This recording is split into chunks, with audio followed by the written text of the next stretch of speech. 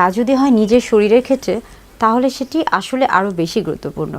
নারীরা সবসময় তাদের শরীরের ক্ষেত্রে যত্নশীল হয়ে থাকেন, তবে কিছু কিছু বা অনেকেই আছেন যারা এই যত্ন নিতে গিয়ে তাদের বিশেষ অঙ্গের প্রতি বেশি যত্নশীল হয়ে পড়েন এবং যার ফলে কিন্তু হিতে বিপরীত হতে পারে। কিভাবে?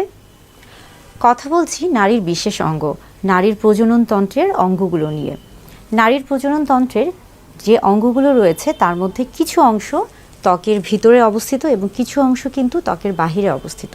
অর্থাৎ কিছু অংশ বাহির থেকে কিন্তু ত্বকের মধ্যে ধরা যায় বা ছোঁয়া যায় এবং কিছু অংশ কিন্তু শরীরের ভিতরে রয়ে যায়। যোনি বা ভ্যাজাইনা, যোনিপথ মূলত এটা একটা ইন্টারনাল পার্ট, নারীর প্রজননতন্ত্রের একটি ইন্টারনাল পার্ট বা ইন্টারনাল ক্যানেলের মতো।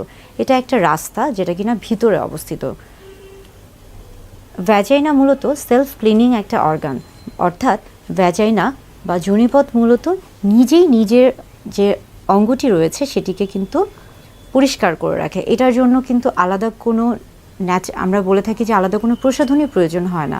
অনেক সময় দেখা যাচ্ছে যে আমাদের শরীরের বিভিন্ন অঙ্গ পরিষ্কার করতে গিয়ে বিভিন্ন রকমের সাবান বা বিভিন্ন রকমের প্রসাধনী বা ক্লিনজার ব্যবহার করা হয়ে থাকে বা করতে হয়, কিন্তু ভ্যাজাইনা বা যোনিপথ যেহেতু একটি সেলফ ক্লিনিং অর্গান এবং এখানে যেহেতু একটি ন্যাচারাল সিক্রেশন হয়ে থাকে, অর্থাৎ প্রাকৃতিকভাবে এখানে কিছু বর্জ্য এসে থাকে যেটা কিনা এই পথকে, এই ভ্যাজাইনাকে পরিষ্কার রাখে বা পরিচ্ছন্ন রাখে। এটাকে আলাদা করে কোনো প্রসাধনী দিয়ে পরিষ্কার করার প্রয়োজন হয় না এবং এটার যে পিএইচ রয়েছে বা অম্লক্ষারের যে তারতম্য রয়েছে সেটাকে এটা নিজেই বজায় রাখে এবং এখানে যদি কখনো কোনো জীবাণু দ্বারা আক্রান্ত হয়ে থাকে সেটিকে কিন্তু ভ্যাজাইনা নিজেই কিন্তু সেটাকে প্রতিহত করতে পারে বা সেখান থেকে সংক্রমণকে রোধ করতে পারে।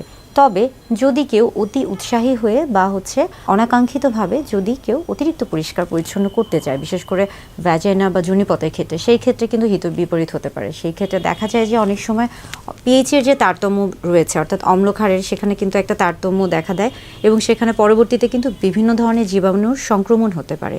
তাই ভ্যাজাইনা বা যোনিপথের জন্য কিন্তু পরিষ্কার পরিচ্ছন্নতা আলাদা কোনো প্রয়োজন নেই।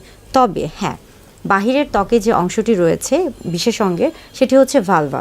অবশ্যই ভালভাকে পরিষ্কার পরিচ্ছন্ন রাখতে হবে। বিশেষ করে আমরা বলে থাকি যে মাসিকের সময় অথবা গর্ভাবস্থায় কিংবা গোসলের সময়, মলমূত্রের পরে অথবা যে সময়গুলোতে দেখা যাচ্ছে যে অনেক বেশি পরিশ্রম হচ্ছে বা অনেক গরমকালে অবশ্যই ভালভাকে পরিষ্কার পরিচ্ছন্ন রাখতে হবে। প্রত্যেকবার পরিষ্কার পরিচ্ছন্নতা বলতে আমরা বুঝাচ্ছি যে ভালভাকে সবসময় পানি দিয়ে পরিষ্কার করবেন। আপনি অবশ্যই এখানে বিভিন্ন ধরনের প্রসাধনী ব্যবহার করতে পারেন পরিষ্কার পরিচ্ছন্নতার ক্ষেত্রে, তবে কখনোই সেটা যেন অতিরিক্ত ক্ষার জাতীয় কিছু না হয়ে থাকে। সেক্ষেত্রে কিন্তু দেখা যাচ্ছে যে ওই যে অম্লক্ষারের যে বিষয়টি বলছি সেটার একটা তারতম্য হতে পারে এবং সেখানে কিন্তু তখন বিভিন্ন ধরনের জীবাণু, ছত্রাক, ব্যাকটেরিয়া বা ভাইরাস দ্বারা সংক্রমণ হতে পারে। তবে আপনি চাইলে মৃদু যে ক্লিনজারগুলো রয়েছে সেগুলো ব্যবহার করতে পারেন। আজকাল বাজারে দেখা যায় যে বেশ কিছু প্রসাধনী পাওয়া যায় যেগুলো কিনা নারীর বিশেষ অঙ্গ পরিষ্কারের জন্য ব্যবহার করা হয়ে থাকে এবং সেগুলোতে কিন্তু পিএইচের যে তারতম্যটা রয়েছে সেটা কিন্তু ব্যালেন্স করে থাকে, অর্থাৎ সেটা কিন্তু কোনো সমস্যা করে না। আপনি যদি সেই ধরনের প্রসাধনী ব্যবহার করে থাকেন সেক্ষেত্রে সমস্যা নেই। মূলত দেখা যায় যে মাসিকের সময় আমরা বলে থাকি যে মাসিকের সময় পরিষ্কার পরিচ্ছন্নতা বজায় রাখুন, কিংবা সবসময় একটা কমন বা স্বাভাবিক একটা বিষয় হচ্ছে যে আপনার নারীর বিশেষ অঙ্গ বা যৌনাঙ্গের যে ক্ষেত্রে কখনো যেন ভেজা না থাকে।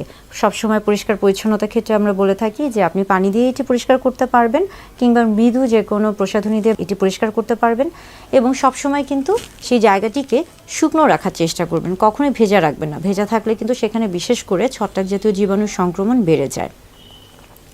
প্রত্যেকবার সহবাসের পরে অবশ্যই কিন্তু যৌনাঙ্গ পরিষ্কার করতে হবে। বিশেষ করে আমরা বলে থাকি যে কন্ডোম যদি ব্যবহার করে থাকেন সেক্ষেত্রেও কিন্তু কন্ডোমটিকে ফেলে দিয়ে অবশ্যই যৌনাঙ্গ পরিষ্কার করবেন।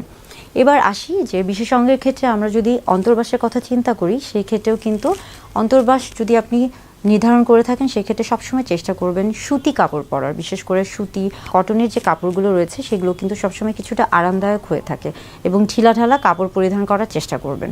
অন্তর্বাসের ক্ষেত্রে কখনোই খুবই টাইট